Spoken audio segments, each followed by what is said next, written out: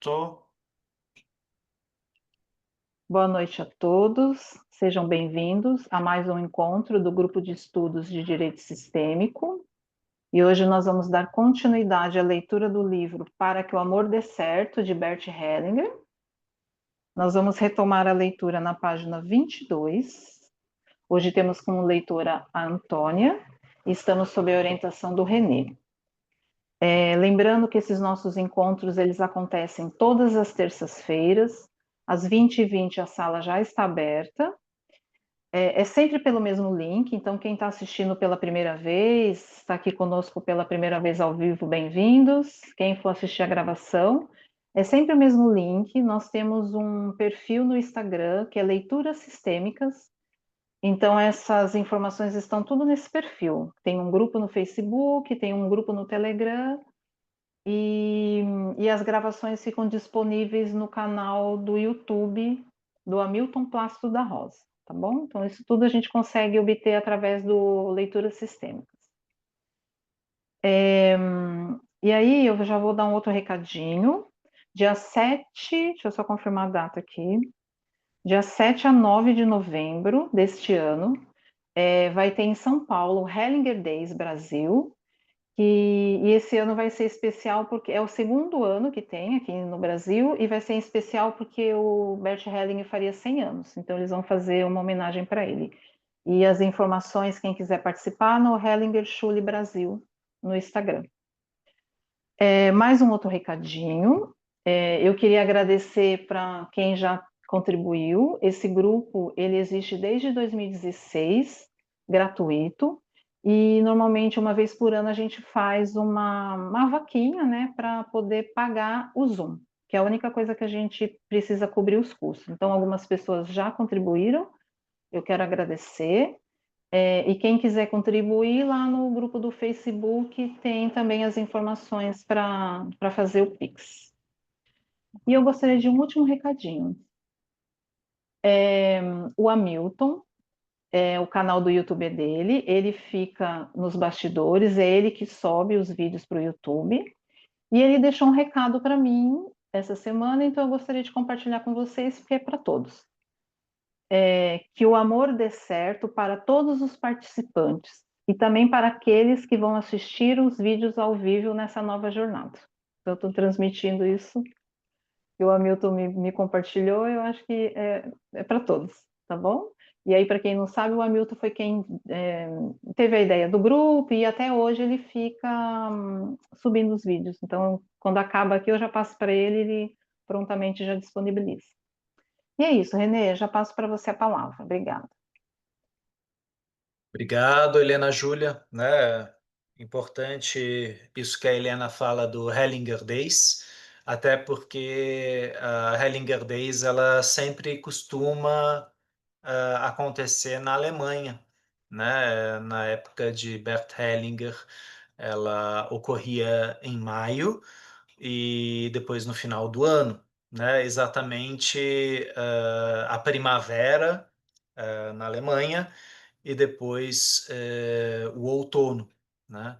E o Hellinger Days, ele é um momento onde se debate principalmente a questão da postura, né, do facilitador, é um momento onde há muitas supervisões e é o estudo continuado dos facilitadores, né? A forma como Bert Hellinger e Sophie Hellinger pensaram a escola, né, a Hellinger Schule, foi uma escola de estudos continuados, né? Então, todos os facilitadores que estão aqui, que tiveram um percurso dentro da Hellinger Schule ou que aprenderam, né, com professores da Hellinger Schule, sabe que não existe uma formação completa, né, de constelações. E, inclusive, teve uma vez aqui no Brasil que o Hellinger chegou a falar isso, né? Olha, se você está aqui por causa de um papel, né, que diga que você é formado em constelações, então você não entendeu o que são constelações familiares. Né? Não se trata de algo que eu vou preencher, não são lacunas que você vai preencher. É uma postura que você vai constantemente rever, revisitar, ressignificar. E aí eu vou para o nome desse livro em alemão. Sim, a tradução está correta, né? Para que o amor dê certo, wie die Liebe gelingt, ou wie Liebe gelingt. Em alemão, gelingt também significa se complementa, se completa, né? Ou seja, como que as partes se completam? Não no sentido de uma completude perfeita, até porque o próximo capítulo é exatamente isso, né? Só se pode amar o imperfeito, mas no sentido da busca de uma totalidade que eu sozinho não tenho, mas que eu busco às vezes nas minhas relações junto ao outro, à outra, ao meu companheiro, à minha companheira. É, e a questão é, né? Para que o amor dê certo, em alemão, wie, a gente também pode colocar como, né? Como o amor pode dar certo? E aí é uma questão que abarca tanto você, o seu sistema familiar, o companheiro, companheira e o sistema familiar do companheiro e da companheira. Nós vamos entrar em vários casos aí onde o Hellinger vai colocar dessa questão, não simplesmente da tampa da panela, né? Que nem os antigos falavam, toda panela tem uma tampa que cabe, mas tudo que está envolvido, tanto na panela, na tampa, na comida, nos ingredientes, no contexto, né? Como fazer o amor dar certo, né? E aí, talvez você até tenha abordado isso, Cleusa, né? O que é o amor, né? E o Hellinger muitas vezes colocava isso para nós nos seminários, né? Nós temos várias formas de amor, nós temos várias ordens do amor, né? Então, as ordens do amor, ou o ordenamento do amor na família da Cleusa, ele segue um ritmo, ele segue uma prioridade, que talvez na minha família seja diferente. Isso pode ser bom ou pode ser ruim, né? Dependendo do tipo de vínculo ou de laço que Cleusa e eu vamos estabelecer. Pode falar, Helena, por favor. Renê, como você falou do título do livro em alemão, você tem essa versão em alemão Então, desse livro? não tenho. Ah, tá. Fiz que nem no último livro, procurei. Existe sim disponível, só que aí vai ser o mesmo problema que eu tive da outra vez. Eu pedi para vir da Alemanha, eu consigo rastrear até chegar em São Paulo e aí, pum, some, né? Então tem alguma coisa entre o internacional e quando chega aqui que a coisa se perde. Eu tive o mesmo problema agora que eu mandei os livros para Portugal.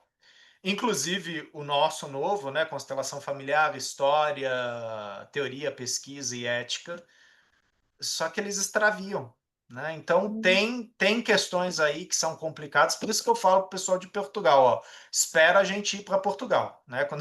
Quando algum de nós aqui for, avisa, né, que a gente encaminha, dá alguns livros aí que o pessoal quer, né? A Manuela pediu livros, tal, mas tem que ser quando alguém vai para lá, porque pelos serviços de correios não dá muito certo. E a Amazon, em cada país, ela tem uma Amazon, né? Então, o Brasil tem uma Amazon que atende a América.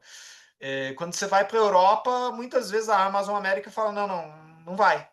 Aí você fala: por que não? Tem XPTO razões pelos quais não vai. Né? Então, eu ainda estou tentando entender como funciona esse ordenamento. Me dá dor de cabeça esse ordenamento, mas eu não quero constelar isso. Né? Mas não, eu não tenho esse livro em alemão, mas eu vou procurar, quem sabe eu consigo uma versão, talvez em PDF, dessa obra, para poder, de repente, acompanhar alguns termos do alemão e do português que a gente sabe que às vezes acontece. Eu até vou escrever aqui depois na lateral para vocês o título em alemão. né? Eu já até te perguntei isso, porque às vezes a gente acaba deixando de lição de casa, né? Vamos ver com o Renê se ele tem alemão. Então a gente já sabe que por enquanto não. Então tá bom. Por enquanto, Era não. isso. Sim. Obrigada. Então é isso. Vamos para esse capítulo, né? Só se pode amar o imperfeito. Por favor, Antônia, está contigo.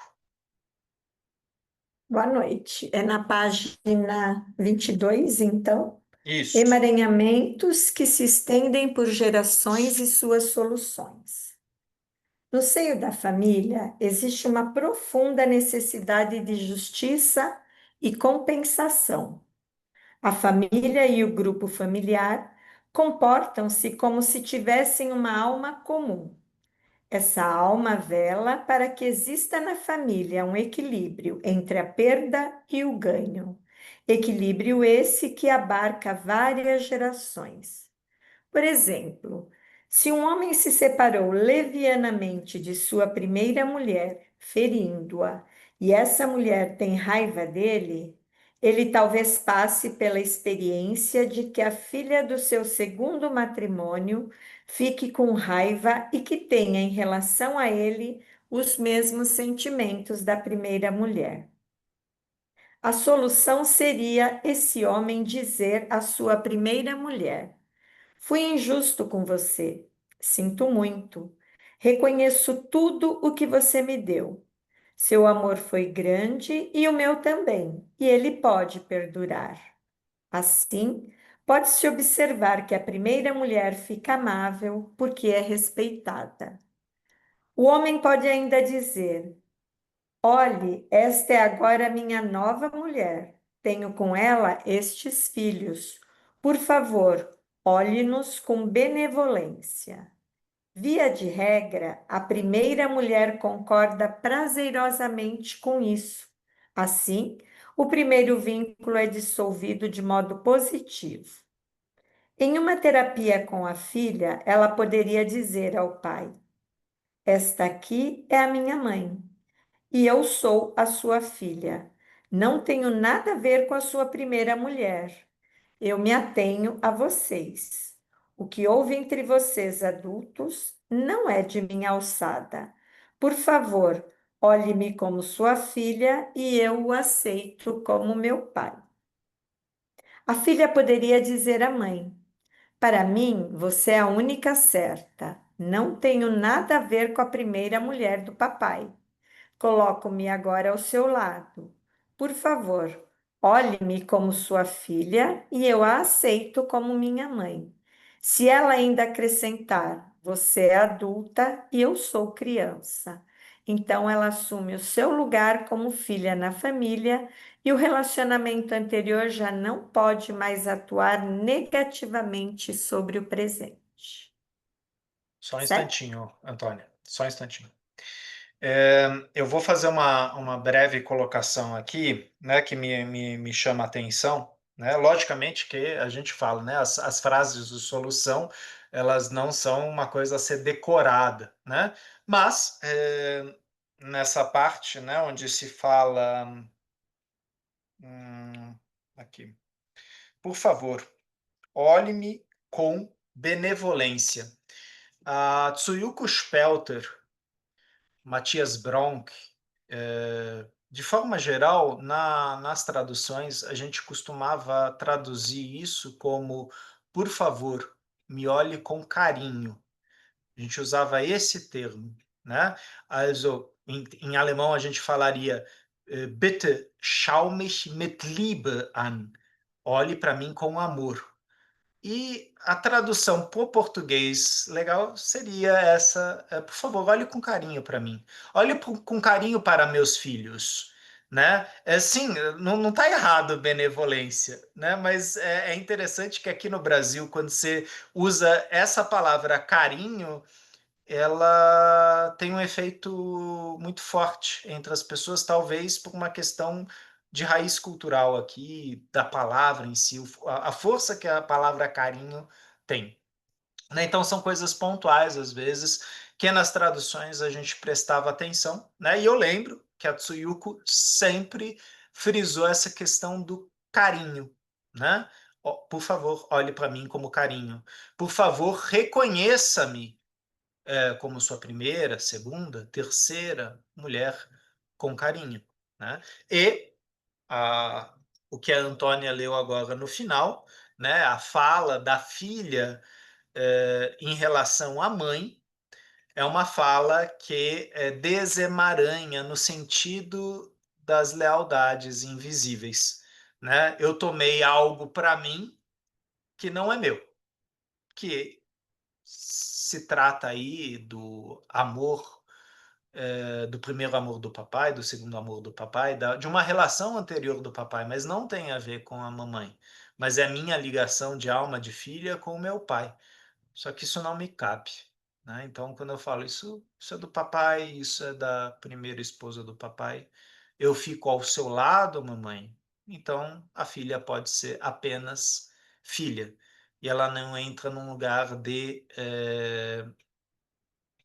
traída, magoada, deixada, né? E sim, o Hellinger ele falava, né? Os nossos filhos desde muito jovens, eles estão ligados a um campo, né? Esse é um campo invisível, né? Que nós temos. E nesse campo existem informações, informações de relacionamentos anteriores, né? Informações de talvez filhos, filhas, tanto nascidos quanto abortados de relações anteriores, ou talvez de prejuízos que possam ter sido causados em relações anteriores. Ah, Renê, tô lascado, porque na minha vida anterior, calma, que você não é a única, né? Se a gente for olhar para nossa puxar nossa capivara amorosa, a gente fala, é verdade, eu tenho que me reconciliar com muita coisa, né?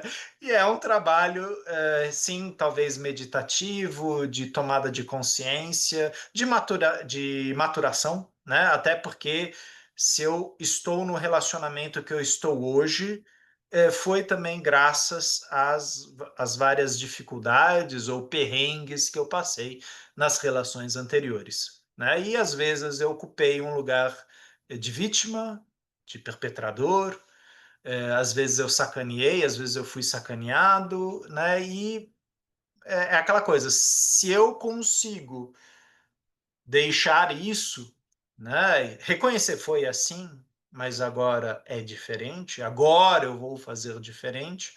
Isso não vai atuar no campo de meus filhos, netos, bisnetos e assim por diante. Isso é uma coisa entre adultos, entre eu e a minha companheira atual, entre eu e meu companheiro atual, né? Então são só esses dois pontos que eu queria reforçar. Se alguém quiser fazer alguma colocação, vocês podem a qualquer momento levantar a mãozinha, né? E a Antônia vai continuar, de vez em quando a gente faz algumas pausas. Por favor, Antônia. A grandeza da sexualidade. Através da consumação do amor, cria-se entre o homem e a mulher um vínculo profundo. Esse vínculo é indissolúvel, mas não por causa do matrimônio, senão pela consumação do amor. Até em casos de incesto ou estupro, origina-se frequentemente esse vínculo. Isso diz algo sobre a grandeza da sexualidade. Alguns pensam que a sexualidade é algo mau. Entretanto, ela é um instinto poderoso e irresistível. A sexualidade leva adiante a vida contra todos os obstáculos. Nesse sentido, a sexualidade é maior que o amor. Naturalmente, tem uma grandeza especial quando consumada com amor. Quando os parceiros olham-se nos olhos ao se amar, isto é a realização de seu amor recíproco. O reconhecimento da grandeza do ato sexual é a principal condição para que o amor dê certo. Existe um dito maldoso: os homens só querem uma coisa e as mulheres aquele parceiro que só quer aqui relacionamento, se desenvolve um jogo de poder ao redor da realização do amor. Por exemplo, Se um deles quer e deseja e o outro só concede, este se coloca em uma posição de superioridade. O parceiro que precisa e deseja fica com isso em uma posição inferior, e isso destrói o amor. O amor se baseia na igualdade do querer e do conceder. O amor só dá certo quando ambos estão certos de que o seu desejo está bem resguardado pelo outro e, portanto, ambos querem e concedem com amor. E é óbvio que isso deve estar imbuído de respeito. Só um instantinho, Antônia. Tem um ponto aí que é cabeludo, né? E a gente vai retomar esse ponto. Inclusive, provavelmente, se você já tinha planejado isso, Helena, é um ponto importante, né? A Helena vai na quinta-feira conversar com o Marcos Castro e comigo sobre certas questões do nosso livro que aborda a questão da postura, da ética nas constelações, e um dos pontos é esse, né?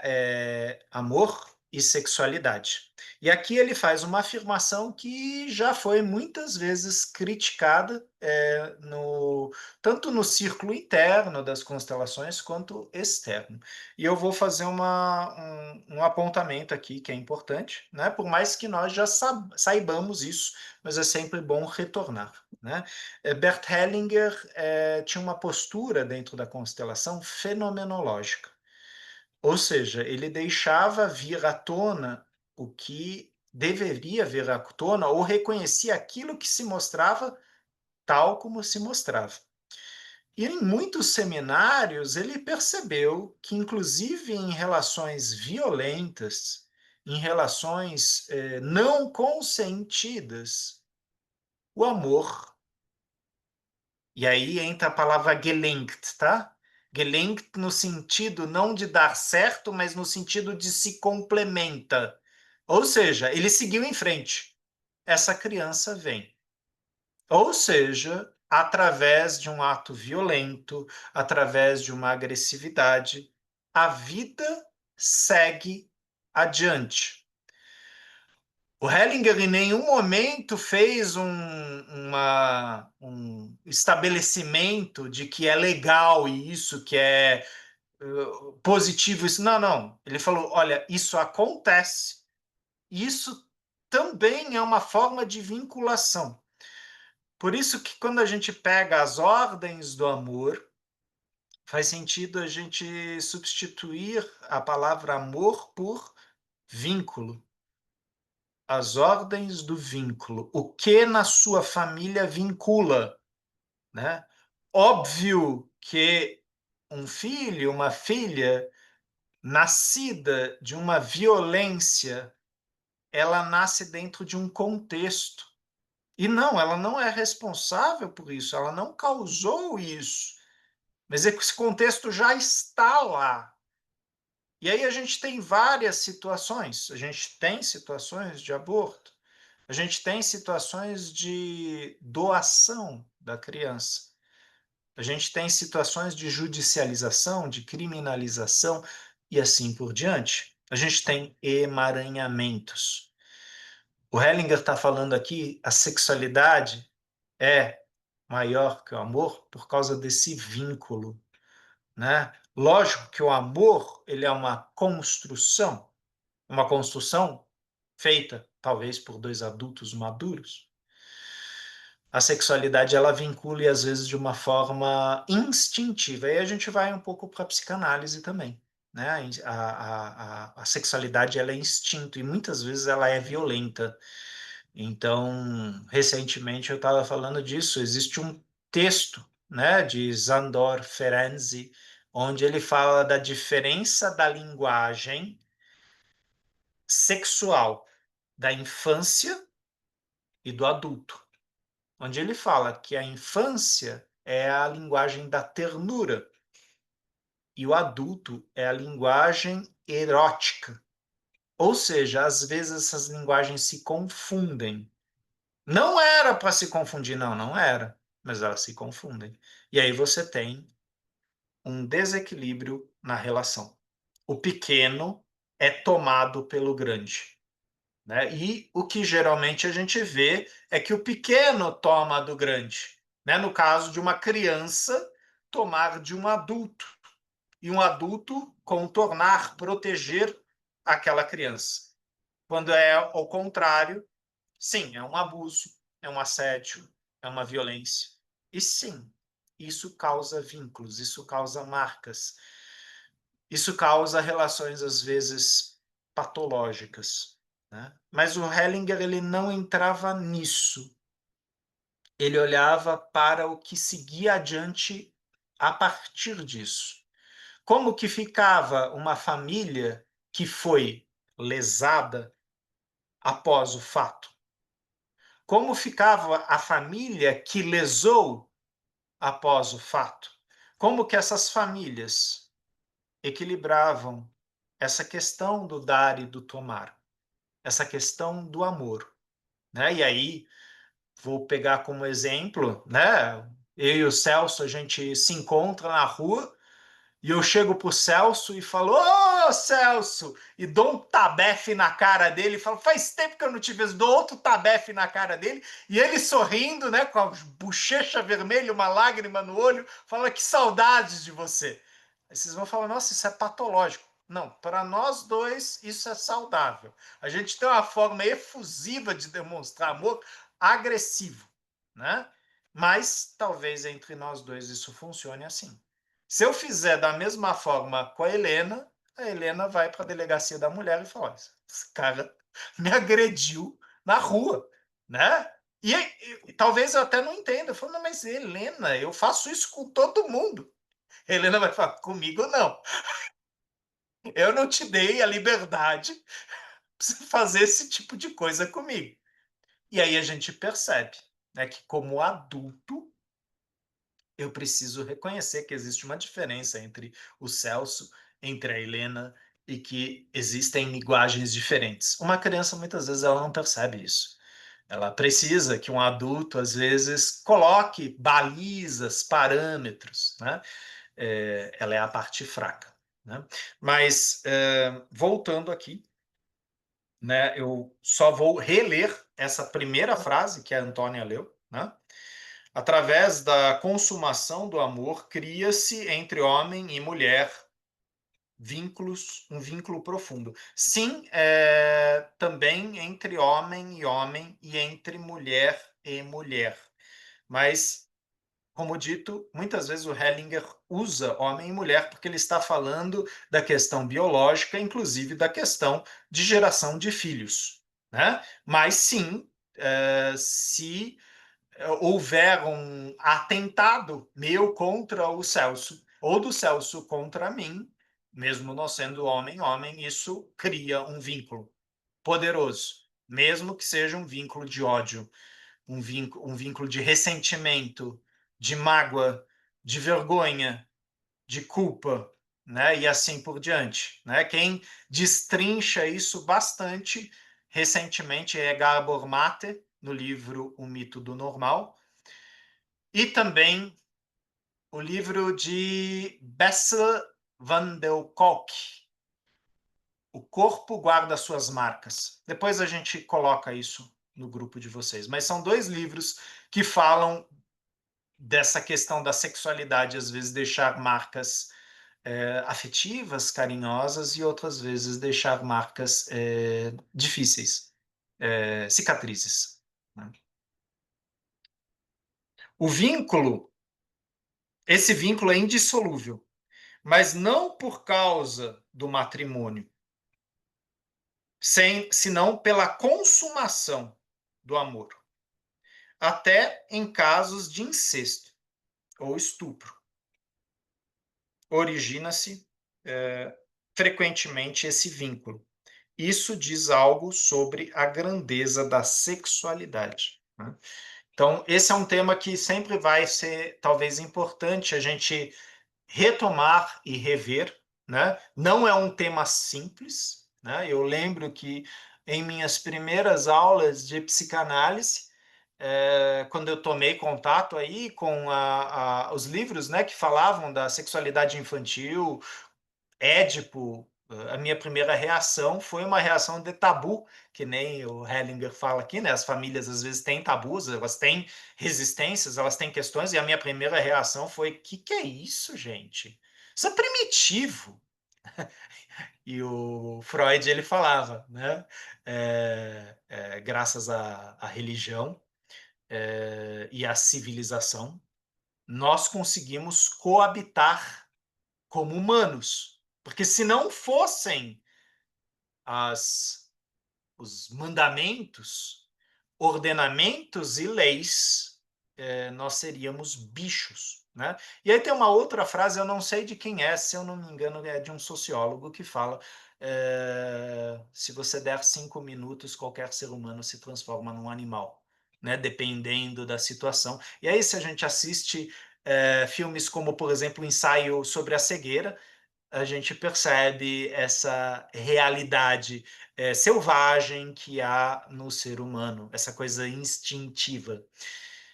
O sexo, ele está mais ligado à sexualidade. A sexualidade, o sexo, ele está mais ligado a uma questão instintiva, né? Pulsional, instintiva.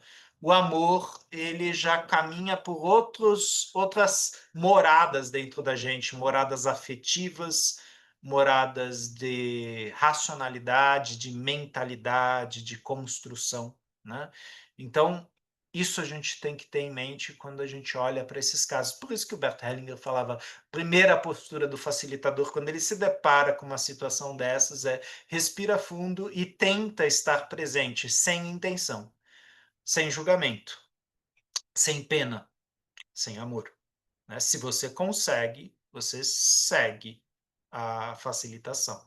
Agora, se em algum momento você tiver a intenção de salvar aquela mulher, salvar aquele homem, ou julgar aquele canalha ou aquela canalha, acabou, não é mais uma constelação. Virou briga, virou conflito. E você é mais um dos pivôs desse conflito, né? Então, na constelação, a gente busca esse espaço que deixa aparecer aquilo que aconteceu, por mais difícil que seja, né? E essa era a postura que Hellinger nos convidava. E sim, essa postura, quando ela é lida ou vista por alguém que não tem experiência nas constelações ou não tem o contexto das constelações, vai falar: não, isso daqui é agressivo, isso aqui é perigoso, né? Processos terapêuticos são perigosos, né? Processos de autoconhecimento são perigosos, porque você vai olhar para quem? Para você. Isso é muito perigoso. Por isso, a gente precisa de tempo.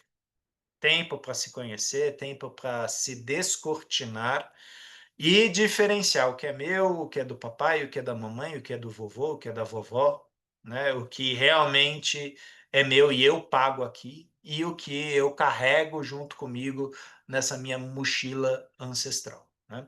Então, esse era um ponto que eu queria só frisar. Vocês gostariam de retomar isso, ou vocês têm uma visão diferente, né, em relação a essa passagem, né, que é uma passagem bem importante aí da obra de Hellinger?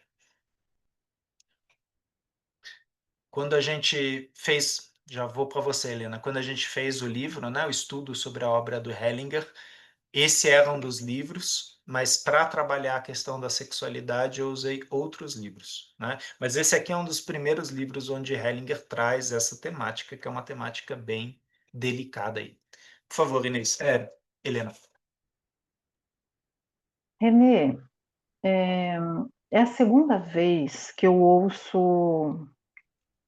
o Juan Garriga falando que ele não tem muita certeza, porque pegam essa afirmação na sexualidade, né, na consumação, que cria o vínculo, né?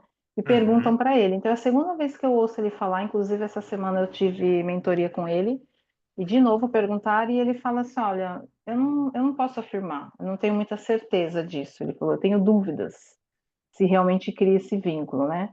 Então, eu não sei se de repente no campo, porque assim, é tudo fenomenológico, né? Então, assim, eu não sei se alguma vez ele viu no campo que isso não era bem assim, né? Você tem alguma experiência diferente do que a gente já leu nos livros do Renato? do Bert? Ahm, eu acompanhei durante anos o Peter aí, né? E sim, eu acabei vendo, né? A Cleusa também. A gente acabou vendo às vezes isso aparecer e aparecer dessa forma como aparecia para Berta. A questão é, sim, cada terapeuta ele vai fazer recortes, ele vai levantar questões. João Garriga tem uma obra bem rica nos tipos de amor, né? Ele trabalha eros, ágape, filia, né? E Juan Garriga é um gestaltista. Essa escola da psicoterapia, né, da psicologia, a Gestalt, né, Gestalt, ela analisa contextos. O Hellinger estudou psicanálise.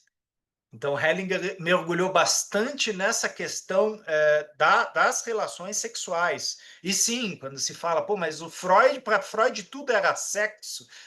Sim, o Freud falava muito de libido e ele olhava muito para essa ligação forte feita pela questão sexual, né?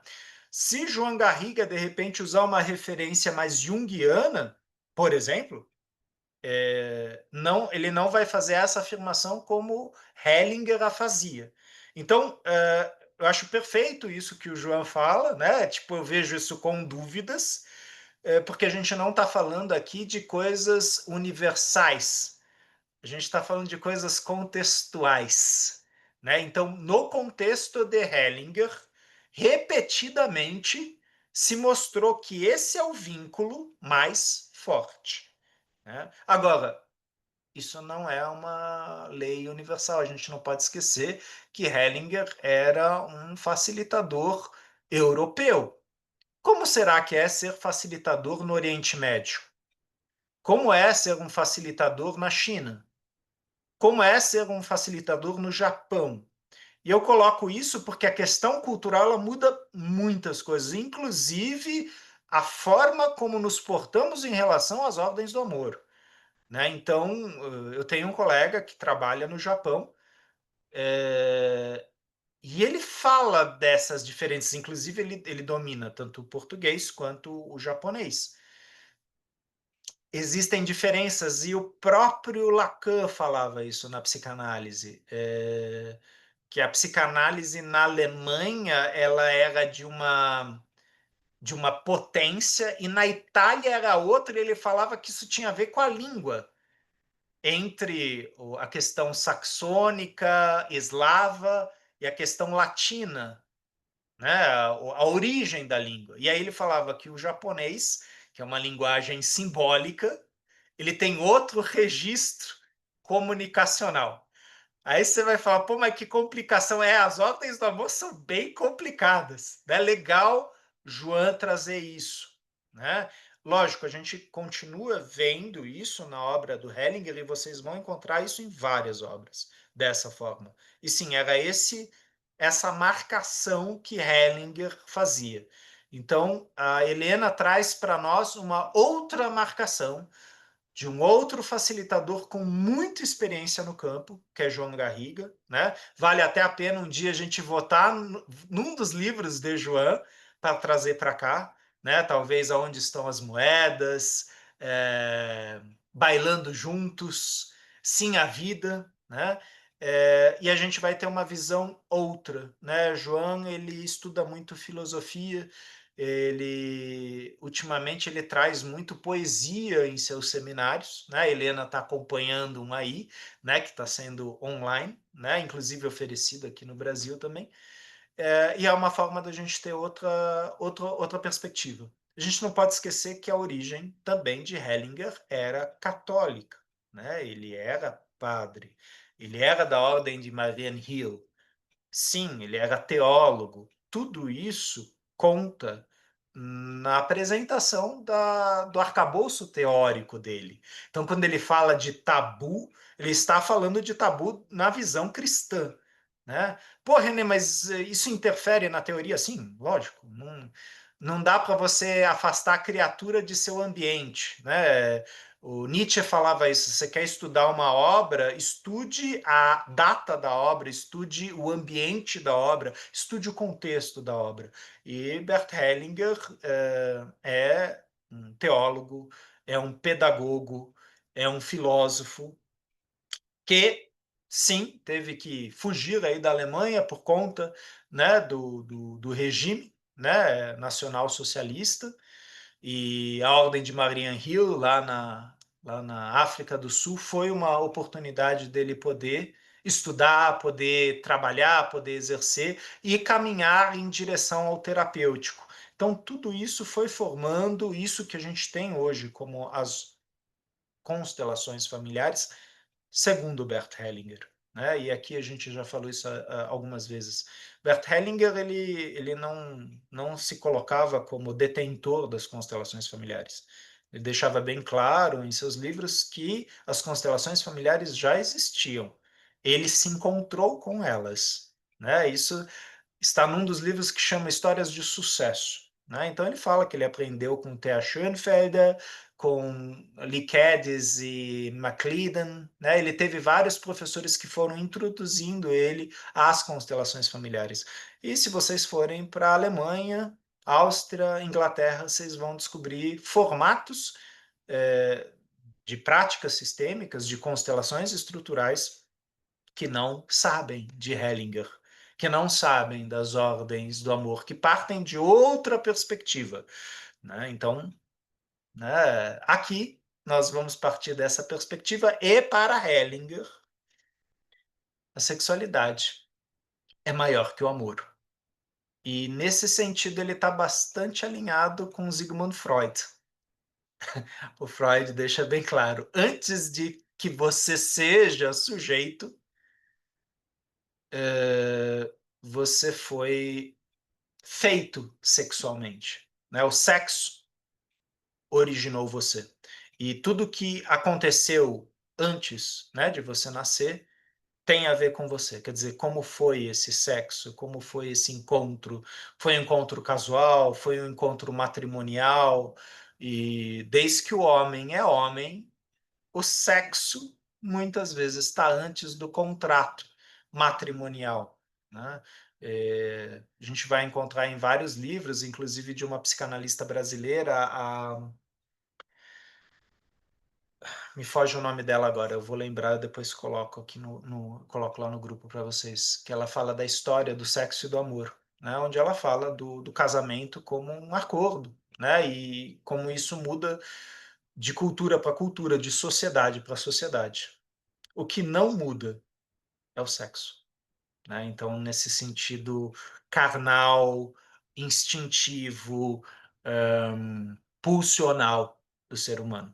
Né? Agora, não tem ninguém aqui validando estupro, incesto, tal, mas isso faz parte, né, dessa questão da sexualidade. Né? Então, quando Freud foi estudar as fantasias sexuais, ele percebeu que elas envolviam muitas vezes a sexualidade infantil, né? E aí ele percebia que seus pacientes apresentavam traços infantilizados, regredidos, e isso tornava eles patológicos, às vezes perigosos para si mesmo ou para outras pessoas, né? Desenvolvendo aí uma psicopatologia sexual.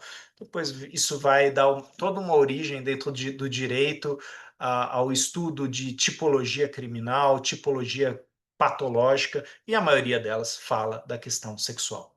Né? Então, sexo parece que sempre vem antes. Né? Só que, como o Hellinger deixava bem claro, ordem e amor. A ordem abarca, o amor flui. Como que o amor flui naquela relação? Né? E, às vezes, para o agressor, o amor flui de uma forma, para o agredido, de outra. Isso às vezes a gente observa numa constelação familiar. E aí a gente observa esse desnível na equivalência entre dar e tomar. Sim, um desequilíbrio. Mais ou menos isso, Helena, ou você quer contribuir com mais alguma coisa do João?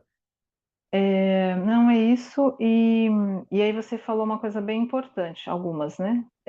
Sobre as ordens do amor, porque eu acho que até no final da leitura do livro Amor à Segunda Vista, o que eu vejo é assim, as pessoas se preocupam, que sempre afirma que o vínculo vai ficando mais fraco, né? Então, assim, a primeira separação tem mais dor, né? Então, e aí eu lembro que lá no dia que perguntaram para ele, tinha um no chat lá, mas é aquela pessoa que acaba tá sempre trocando de parceiro, né? Uhum. Sexualmente a pessoa está se envolvendo com vários, é questão do vínculo. Mas assim, então querendo ou não, as ordens do amor são importantes. Então, quer dizer, por mais que você teve vários parceiros, se você está com a postura correta, o vínculo é diferente do amor, né? Então, não é porque você teve vários, eu não vou mais ter ninguém, não vou arrumar mais ninguém, que eu acho que eu vi que era a preocupação dessas pessoas, era isso, né? E agora? Lascou, né? Que nem no começo do encontro que você falou, danou-se, como que vai ser? Não vou arrumar mais ninguém, né?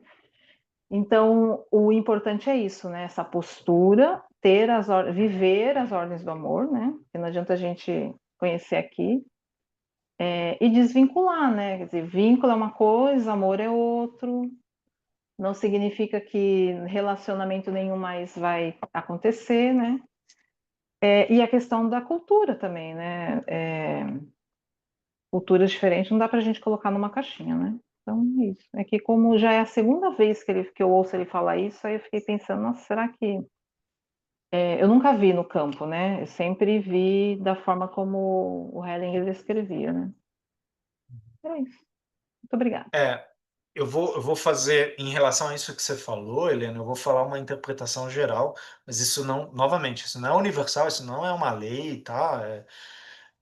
Pessoas que têm uma característica dom-juanista, né? Ou seja, galanteadores, galanteadoras, sedutores, e pessoas de em inglês a gente fala one night stand, né? Uma noite apenas, né? Pessoas que buscam isso e que têm muito prazer nisso, na conquista, elas evitam entrar em relações mais sólidas ou construtivas, porque sempre existe o risco do fim. Então, nesse sentido, elas estão num eterno início e elas não se confrontam com o fim, né? E sim, uma relação, ela tem pontos altos e pontos baixos, né? E a questão aí entra a maturidade de A e B, né? E a vontade, né? Então vamos continuar, vamos tentar, vamos nos esforçar, quer dizer, vamos tentar manter essa chama acesa ou não, né? Tem espaço para isso, tem vontade para isso, né? Então eu lembro de um texto de um trecho do Roberto Chiachik num livro chamado Carícia Essencial, onde ele fala: se apaixonar todo dia por uma mulher diferente é fácil. Difícil é você se apaixonar todos os dias pela mesma mulher, né? Então entra aí aquela questão da construção a dois, da dificuldade de fazer isso a dois, porque muitas vezes a gente não está na mesma sintonia, né? A gente se encontra em alguns momentos, mas a gente se desequilibra, fica desequivalente, será que existe essa palavra, né? E sim, né? A Valéria está colocando aí medo de criar vínculo, né? E o Hellinger tem uma frase, eu acho que foi a Manuela que postou essa semana, né? Aquele que tem medo não progride, né? Porque o medo é um péssimo conselheiro, né? Então você não vai, com medo você não vai. Você não precisa estar pronto, você precisa ter coragem, né? E aí entra uma colocação também do Dr. George Forbes na psicanálise. A vida é um risco, né? Ah, putz, mas é difícil. É difícil, né? Ah, o amor é uma roleta russa. Uma roleta russa é um, ela tem seus reveses. Tem a frase aí da banda Queen, ABBA, desculpa. Love is a losing game, né? O amor é um jogo que se perde, né? Então, você entra nesse jogo sabendo que a perda é possível. Eu amo tanto a esta pessoa, mas eu não sei se ela me ama. Eu quero ela para a vida inteira, mas eu não sei se ela me quer para a vida inteira. Sim, esse é o risco do amor. Essa é a dificuldade do amor. Agora, por outro lado, né, Valéria? Se eu não crio vínculo, eu tô na balada, né? Tudo é novo, tudo é começo, tudo é divertido. E a energia para manter isso, para sustentar isso, né? Então, no filme Dom Juan de Marco, né? Como ele chama? Johnny Depp, vocês vão ver exatamente isso. É um galanteador, sim, ele tá sempre numa pista, e assim, ele tá na pista em todas as pistas. Ele tá desde a gafieira até a domingueira, baladinha jovem, ele tá em todas e ele pega geral, né? Sempre atrás de novos sabores, mas sem ficar com nenhum. Ele não permanece para o dia seguinte, né? E aí a gente fala ou da busca incessante, quer dizer, eu vou correndo para que o vazio não me alcance, né? Porque se você e eu, Valéria, se a gente está muito tempo, né, conversando, de repente tem aqueles silêncios, né? Ou porque eu falei alguma coisa que você não concordou, ou porque o assunto encerrou. E aí, de repente, me vem uma angústia. Ai, que silêncio é esse? Liga o rádio, liga a TV.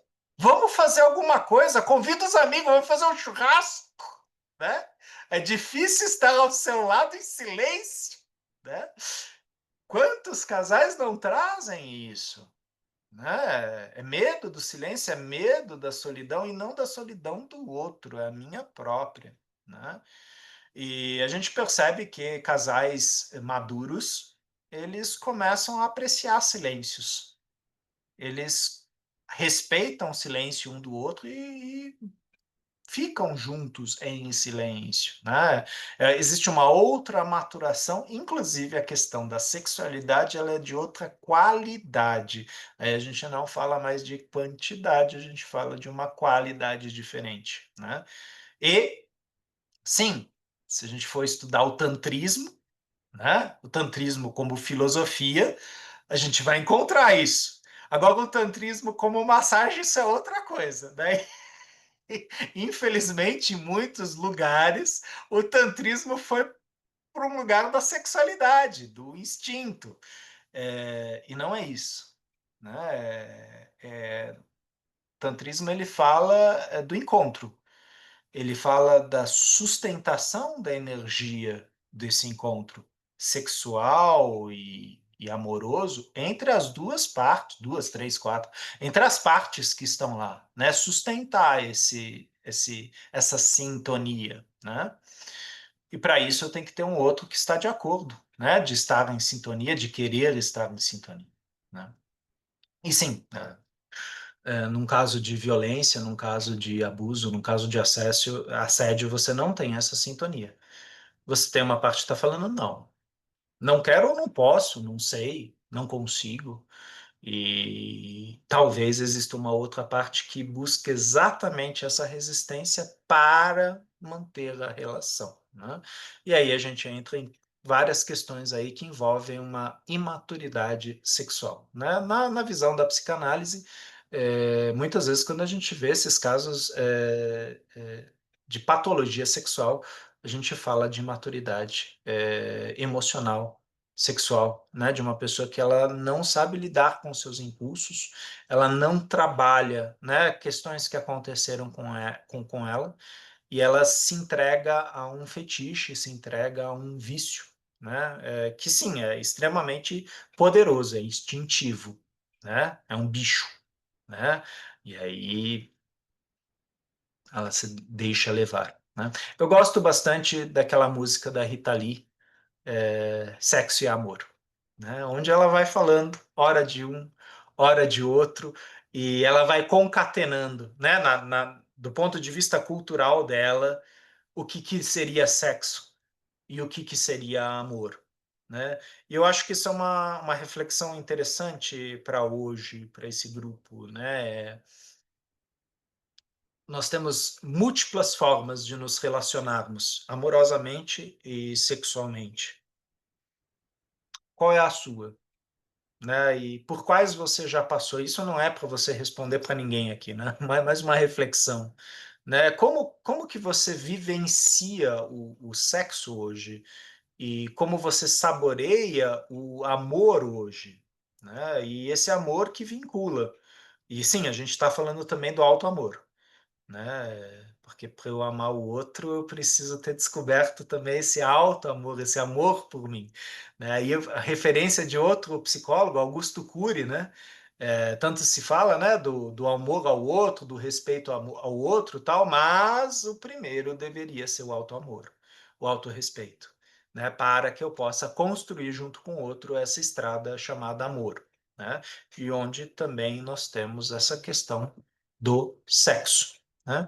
É que o sexo ele tem uma linguagem às vezes mais, bom, ele é bem corporal, ele é bem de sensação, ele invade, ele nos atravessa às vezes, né? Ele se impõe, né? O amor ele já tem uma outra calma, ele tem uma outra vazão, né? E Hellinger vai trazer isso, né? E nós vamos ver isso nesse livro.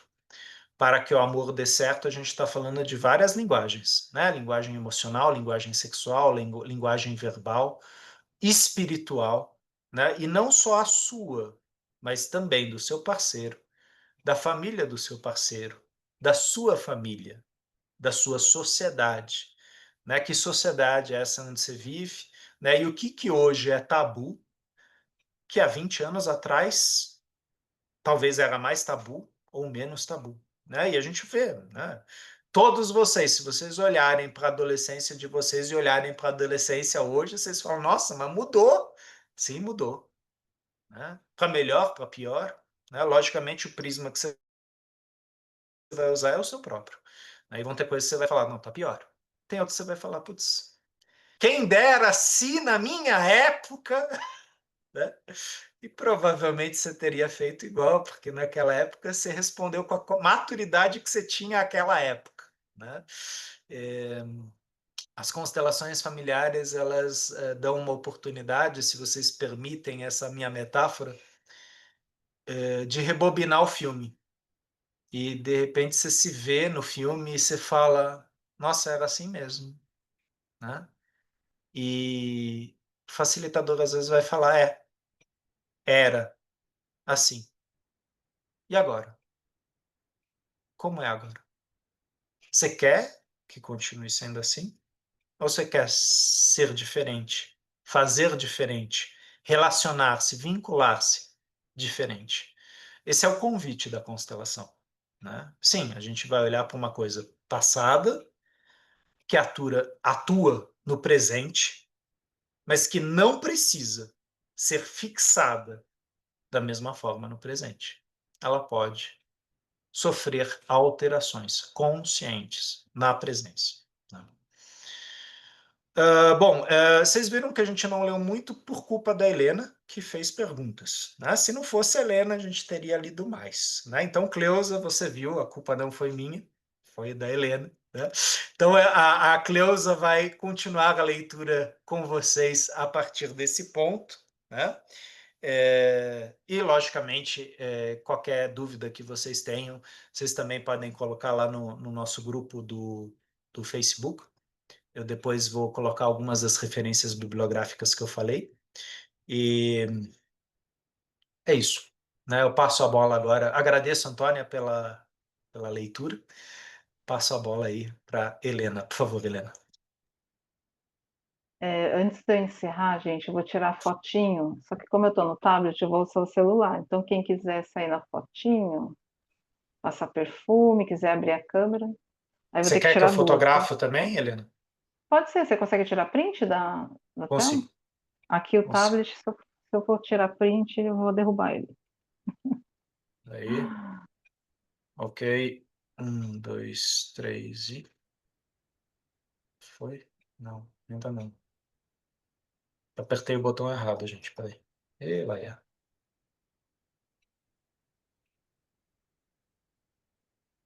Olha, a Helena já teria tirado umas 10 fotos. Então, eu acho que eu estou apertando o botão errado aqui, gente. Normalmente, aqui é o Alt, o Print Screen, ou aquela janelinha do... Normalmente é só o Alt e Print Screen. Não sei se tem essa teclinha sua lá em cima. O meu é perto do Ah, Insert, do Delete.